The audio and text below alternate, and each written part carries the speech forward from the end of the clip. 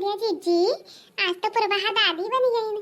हाँ बहिनी ललका मकवाने दे दीनी ने एक सुख जी आए जगाए दिए दादा और का चाहे।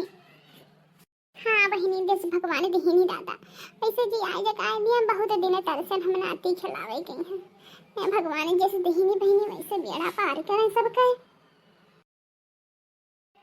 हमारे बच्चा कितना सुंदर है दादा हमारा नतिया। हिया जीजी बहिनी प्रभा के पता ही है वतना ही सुंदर ही दादा जितना ही सुंदर लड़का वतना ही सुंदर महतरिया ही। तब लड़का है तो कहा गा है जैसे के महतारी बाप तस्ते का लड़की है। हाँ बहनी हमारा पता ही है बहुत मनहारी ही। और ये बाबा बागेश्वर धाम आपसे हाथ जोड़ के विनती है जे वीडियो लाइक करे सब्सक्राइब करे महाराज वका इससे सुंदर एक लड़का दियो। तभी है चाची अच्छे सुहराई गाय दियो। हाँ हाँ बच्चा काहे ना गाय देबे। हमरे तो भये नंदलाल हो चलिया नान नदिया। हमरे तो भये नंदलाल हो चलिया नान नदिया।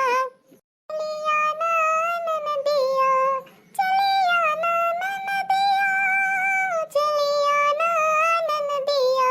हमरे तो हाँ हाँ हमरे तो भये नंदलाल हो चलिया नान नदिया। हमरे